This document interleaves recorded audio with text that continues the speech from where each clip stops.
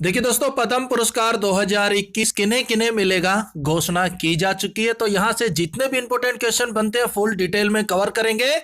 तो स्वागत आप सभी का जी के महात्मा जी में। चलिए शुरू करते हैं फटाफट। तो सबसे पहले बात करते हैं बेसिक की। तो देखिए, भारत का सर्वोच्च नागरिक सम्मान है भारत रत्न, जिसकी स्थापना हुई 2 जनवरी 1954 को। उसके बाद है पद्म विभूषण, यह भारत का दूसरा सर्वोच्च नागरिक सम्मान है। इसकी स्थापना भी 2 जनवरी 1954 को हुई थी। देखिए दोस्तों, ये इनका क्रम वेरी वेरी इंपॉर्टेंट है। कई बार एग्जाम में यहां से पूछ लेते हैं कि भारत का दूसरा सर्वोच्च नागरिक सम्मान कौन सा है, तीसरा सर्वोच्च नागरिक सम्मान कौन सा है। तो ये क्रम भी इनके वेरी वेरी इंपॉर्टेंट है। पद्म भूषण ये भारत का तीसरा सर्वोच्च नागरिक सम्मान है। इसकी स्थापना भी 2 जनवरी 1954 को हुई। उसके बाद बात करते हैं पद्मश्री, ये भारत का चौथा सर्वोच्च नागरिक सम्मान है। इसकी स्थापना भी 2 जनवरी 1954 को हुई। यानी कि ये चारों ही पुरस्कार 2 जनवरी 1954 को स्थापित किए गए। अब इनका क्रम आप जरूर याद रख लेना। सबसे पहला है यानी कि सर्वोच्च नागरिक सम्मान भारत रत्न, फिर है पद्म विभूषण, फिर पद्म भूषण, उसके बाद है पद्मश्री। और देखिए, यह पुरस्कार किसी भी क्षेत्र में विशिष्ट व उल्लेखनीय सेवाओं के लिए दिया जाता है। अब बात करते हैं पद्म पुरस्कार 2021। भारत रत्न किसी को नहीं दिया गया है। पद्म विभूषण 7 लोगों को दिया जाएगा। कौन कौन है आगे लिस्ट में मैं आपको बता भी दूंगा। पद्म विभूषण 10 लोगों को दिया जाएगा और पद्मश्री 102 लोगों को दिया जाएगा। यानी कि वर्ष 2021 में पद्म पुरस्कारों से 119 लोगों को सम्मानित किया जाएगा। अब आगे जो भी पॉइंट हम कवर करेंगे ये वेरी वेरी इंपॉर्टेंट है दोस्तों। आजकल एग्जाम में सीधे सीधे क्वेश्चन ना पूछकर दाएं बाएं से क्वेश्चन पूछते हैं। तो हो सकता है इन पॉइंटों से ही आपको एग्जाम में क्वेश्चन देखने को मिल जाए, तो इन्हें आप बिल्कुल भी इग्नोर ना कीजिएगा। पद्म पुरस्कार एक साल में अधिकतम 120 लोगों को ही दिया जा सकता है।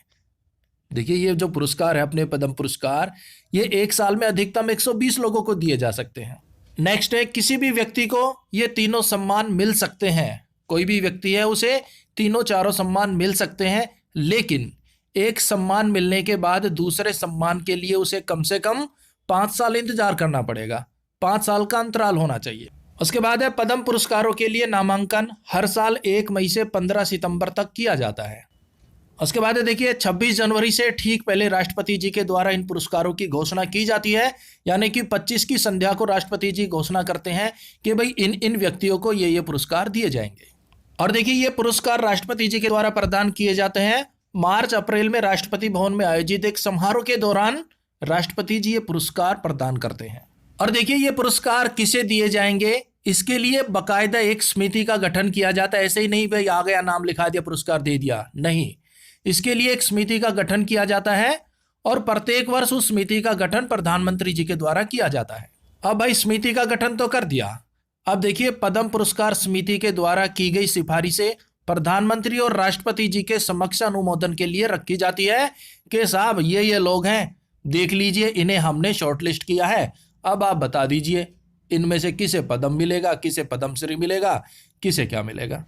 और देखिए, पद्म पुरस्कारों में कोई भी नगद राशि नहीं दी जाती है। एक मेडल और एक प्रमाण पत्र दिया जाता है राष्ट्रपति जी के द्वारा। Next question, very important question है भाई। देखिए, पद्म पुरस्कार 1954 में इनकी शुरुआत हुई थी। उसके बाद ये प्रत्येक वर्ष दिए गए हैं, लेकिन 1978 और 79, 1978 और 1979 में ये पुरस्कार नहीं दिए गए।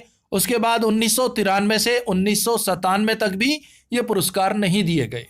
तो देखिए, यहां से जितने भी इंपॉर्टेंट पॉइंट बने हमने कवर कर लिए हैं। अब देख लेते हैं कि वर्ष 2021 में किन 7 लोगों को पद्म विभूषण दिया जाएगा। तो सबसे पहले है शिंजो आबे, भाई जापान के पूर्व प्रधानमंत्री थे ये, और इन्हें जन सेवा के लिए दिया जाएगा। उसके बाद है एसपी बाला सुब्रमण्यम, इन्हें मरणोपरांत दिया जाएगा कला के क्षेत्र में, और ये तमिलनाडु से हैं। उसके बाद है डॉक्टर बोले मोनप्पा हेगड़े, चिकित्सा के क्षेत्र में दिया जाएगा, और ये भी तमिलनाडु से आते हैं, और ये हृदय रोग विशेषज्ञ हैं।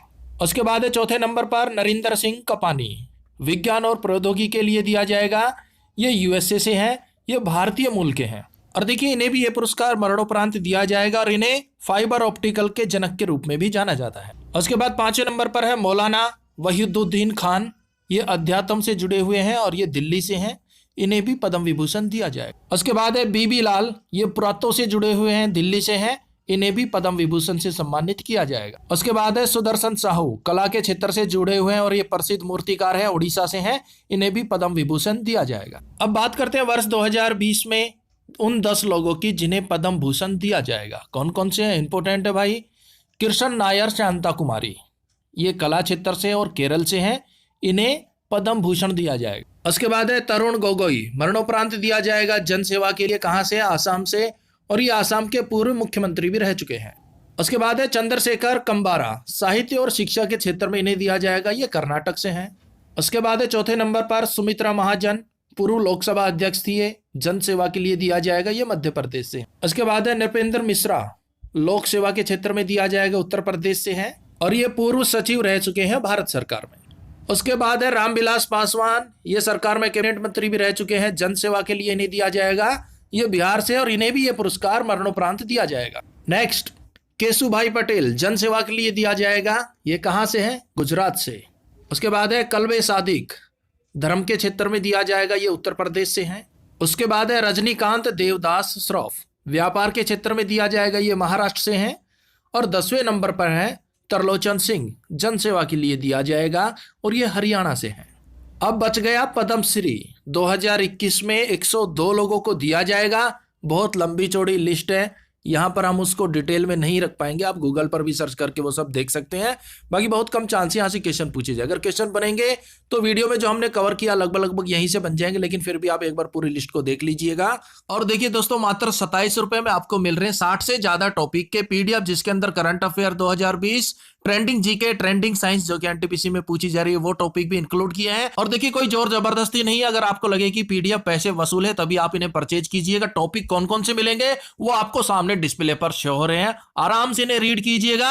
अगर आपको लगे कि हाँ ये आपके यूजेबल है तो भी आप इन्हें परचेज कीजिएगा। इन पीडीएफ का लिंक वीडियो के डिस्क्रिप्शन में डाल दिया है, वहां पर हमारे व्हाट्सएप नंबर भी है। अधिक जानकारी के लिए वीडियो के डिस्क्रिप्शन को चेकआउट कीजिएगा। और मेरे भाई, पीडीएफ का लिंक आपको मेल भी किया जाएगा, उसकी आप टेंशन मत लीजिएगा।